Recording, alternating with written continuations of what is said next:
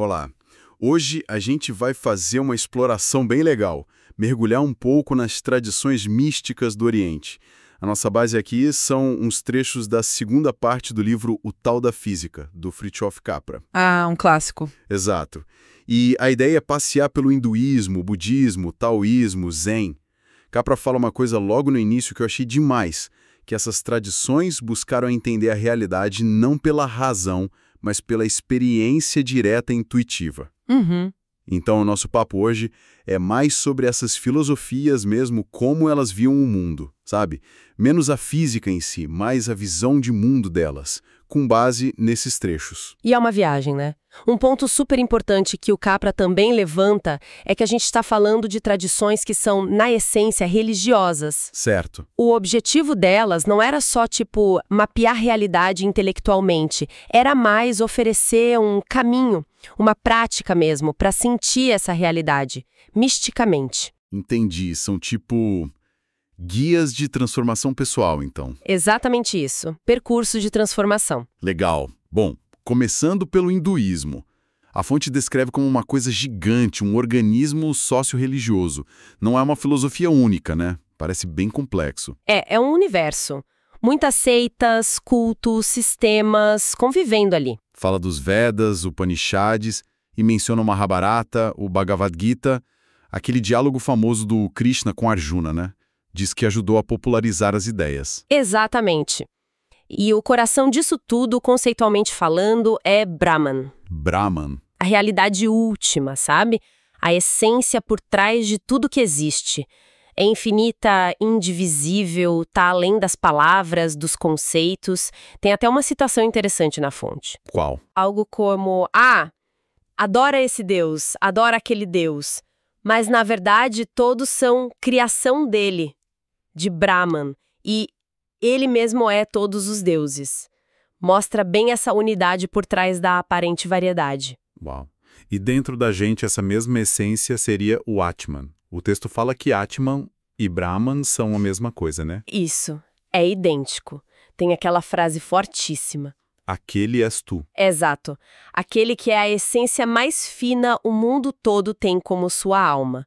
Aquele é a realidade. Aquele é Atman. Aquele és tu. É muito direto, né? Diz que nós somos, na raiz, essa realidade última. É uma visão de unidade bem radical. Mas como que essa unidade toda vira o mundo que a gente vê? Aí entra a Lila, a peça, o jogo divino. O universo é visto como uma atividade constante, lúdica, criativa de Brahman, não algo estático. Um jogo. Isso. E essa criação rola através de Maya. No começo, Maya era tipo o poder mágico de Brahman, a mágica da criação. Entendi.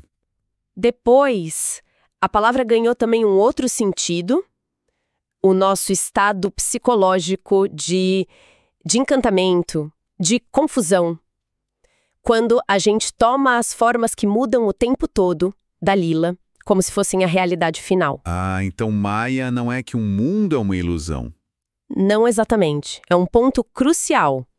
O mundo é real, a Lila acontece. A ilusão é a nossa percepção fragmentada, que separa tudo, que confunde o mapa com o território. Sabe? Saquei. A nossa visão limitada é a ilusão. E essa peça cósmica, a Lila, tem uma dinâmica própria. O karma. A fonte fala que é ação. Exato. Karma é o motor dessa peça. É a teia de causa e efeito que liga absolutamente tudo. Não é um destino fixo, mas a consequência das ações dentro dessa rede toda interligada. O Bhagavad Gita tem uma passagem ótima sobre isso, que está na fonte.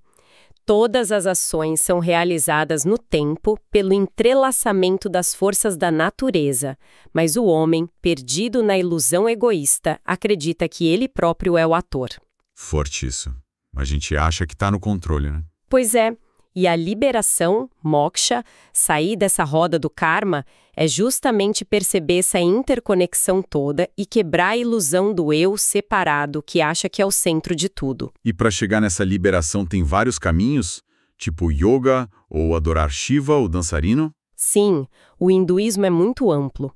Tem caminhos filosóficos como o Vedanta, práticas tipo yoga e a devoção popular a deuses que são vistos como aspectos de Brahman, Shiva, Vishnu, Shakti. Entendi. O importante é que, apesar dessa variedade toda, a base é a unidade, Brahman, e essa visão de um universo superdinâmico, sempre se criando e dissolvendo, digamos assim. Terapêutico quase. Quase. A questão dele era por que a gente sofre e como parar com isso. A resposta dele está nas 4 nobres verdades. Certo. A primeira é a vida, do jeito que a gente vive normalmente, é cheia de dukkha, insatisfação, frustração, e isso vem muito porque a gente não aceita a impermanência de tudo, anicca. A impermanência.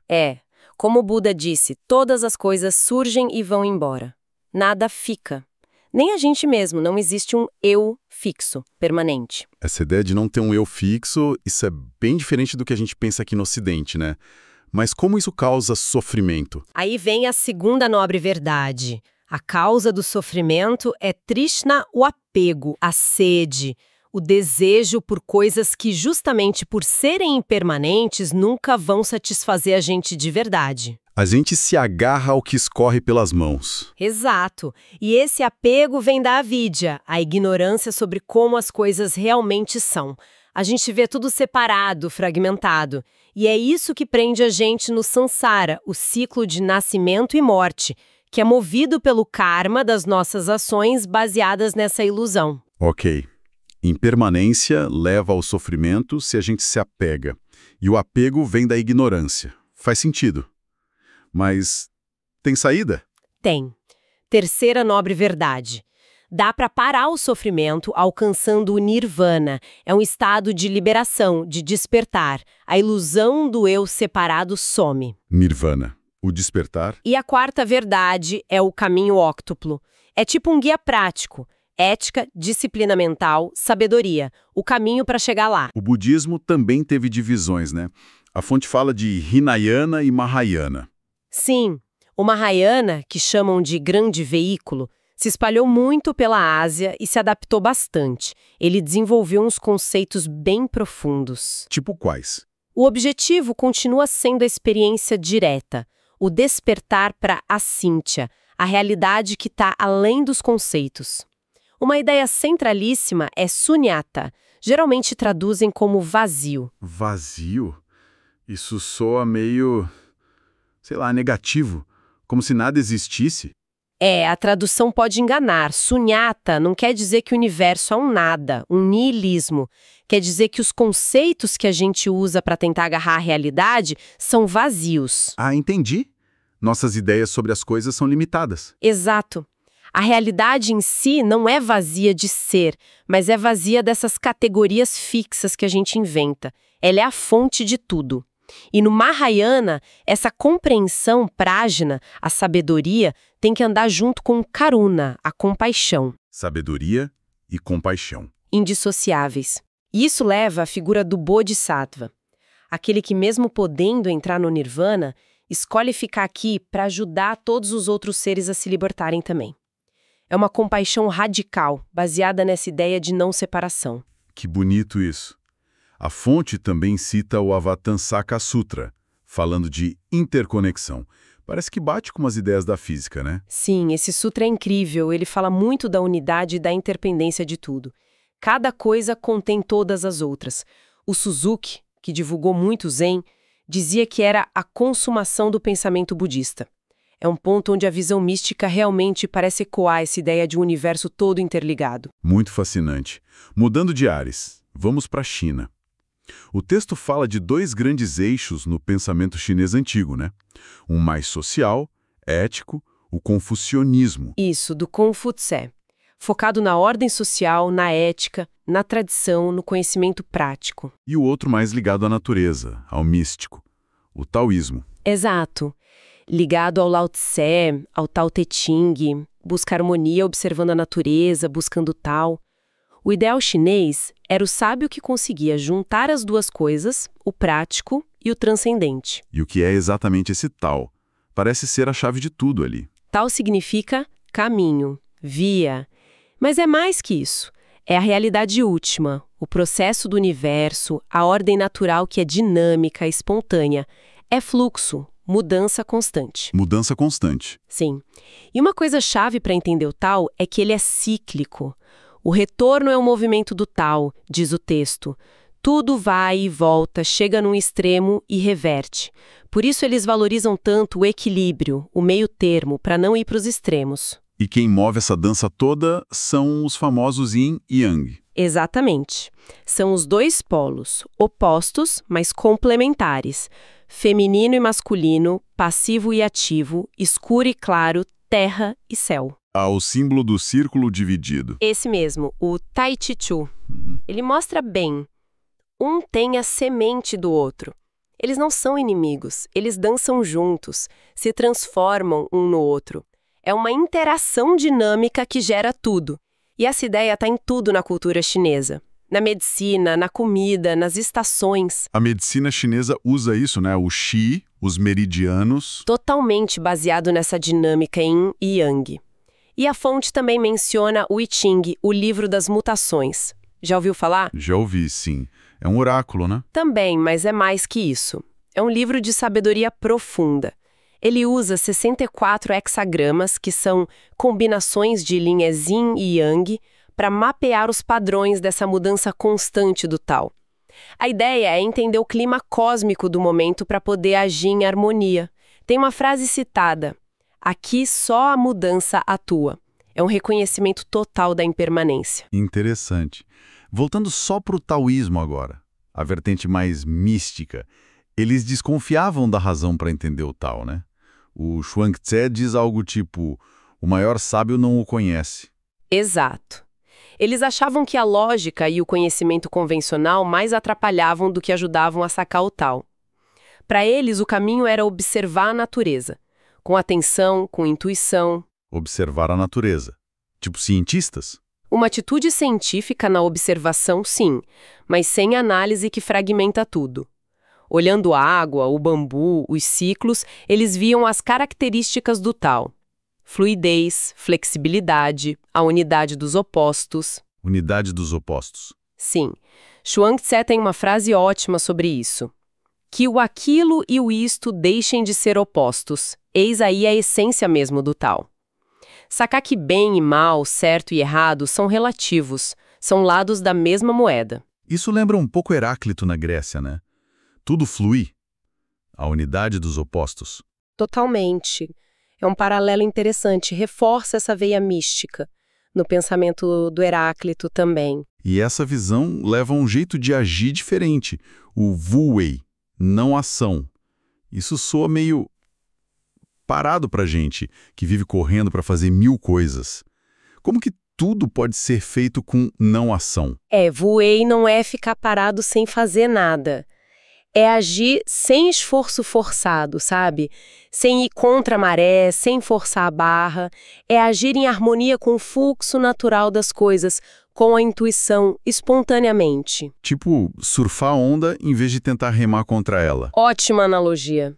É isso. É uma ação que nasce da quietude, da sintonia com o Tao. Por isso eles valorizavam muito o receptivo, o feminino, o yin. Um contraste com o foco na ação mais assertiva, masculina e yang, que a gente vê mais no confucionismo, por exemplo. Faz sentido. E para fechar nossa viagem, o Zen. A fonte descreve como uma fusão bem particular. Budismo da Índia, taoísmo da China e até um pragmatismo do confucionismo. Nasceu na China como Shan, mas bombou mesmo no Japão. Qual é a pegada do Zen? O Zen é radical. Foco total, absoluto, na experiência direta da iluminação, o Satori. Só na experiência? Só. Escritura, doutrina, ritual, tudo secundário. É como dizem, o dedo apontando para a lua, o importante é a lua. Por isso a transmissão Zen é especial fora das escrituras. É um apontar direto para a mente da pessoa, para ela ver a própria natureza búdica dela. Tem aquele resumo clássico de 4 linhas sobre isso. E como eles fazem esse apontar direto? O texto fala de mondo, diálogos rápidos, e koans, uns enigmas meio doidos, parecem feitos para dar um nó na cabeça. E são os koans, tipo, Qual o som de uma mão batendo palma? Não tem resposta lógica. A ideia é essa mesma, dar um curto-circuito no pensamento racional. Para quê? Porque o Zen vê o pensamento conceitual como grande bloqueio para a experiência direta. O koan cria uma tensão mental que pode, de repente, levar a um insight, ao satori. Os diálogos rápidos, as ações inesperadas dos mestres, tudo tem essa função de quebrar nossos padrões mentais. Tipo o mestre que manda o discípulo lavar a tigela quando ele pergunta sobre o Zen? Clássico. A resposta está ali, na ação presente, simples. Lave a tigela. O Zen está aí, agora. E essa ideia de que a iluminação não está num lugar especial, está aqui, na vida comum, a mente cotidiana? Fundamental. O Zen é integração total com o dia a dia. Comer, dormir, varrer o chão, trabalhar, tudo é prática Zen se for feito com atenção plena, com presença, com espontaneidade. Lembra do mestre Po Chang? Quando tiver fome, coma, quando tiver sono, durma. Parece simples, né? Parece, mas viver assim, totalmente presente no agora, sem se perder em pensamentos, é o grande desafio e a grande realização. Tem aquele provérbio Zen famoso. Qual? Antes de estudar o Zen, as montanhas são montanhas e os rios são rios. Durante o estudo, as montanhas não são mais montanhas e os rios não são mais rios. Após a iluminação, as montanhas voltam a ser montanhas e os rios voltam a ser rios. A realidade é a mesma, mas a gente vê diferente. Ou melhor, vê de verdade pela primeira vez. Exato. Reencontra a taudalidade das coisas. Isso parte da ideia de que a gente já é perfeito na nossa natureza original. A iluminação não é virar outra coisa, é só acordar para o que já somos. É como dizem, cavalgar um boi à procura do boi. Você já está nele. E a prática principal para isso é a meditação sentada, o zazen. Sim, especialmente na escola Soto. Sentar quieto, presente, só observando a respiração, unificando corpo e mente. Tem um poema zen lindo que diz: sentado tranquilamente, nada fazendo, surge a primavera e a grama cresce por si mesma. Tem uma confiança enorme na ordem natural das coisas quando a mente se acalma. E essa mentalidade toda influenciou as artes no Japão, né? Cerimônia do chá, arco e flecha. Muito. Muitas artes japonesas são vistas como dokon, caminhos. O objetivo não é só a perfeição técnica, é ir além dela, alcançar a espontaneidade, a arte sem arte, a ação que flui naturalmente, sem esforço, em unidade total com o momento. Aquele livro A Arte Cavalheiresca do Arqueiro Zen fala muito disso. Que jornada, hein? Passando por essas tradições todas, revisitando esses trechos do Capra, fica uma sensação forte, como a fonte mesmo conclui, de que, sei lá... O quê? Que, embora a ciência vá por um caminho, o da análise, e o misticismo oriental vá por outro, o da intuição, da experiência direta, os dois parecem apontar para algo parecido, no fundo. Uma realidade toda conectada, dinâmica, que talvez a nossa lógica e a nossa linguagem não consigam capturar totalmente. Exatamente. Essa é a grande convergência que o Capra explora.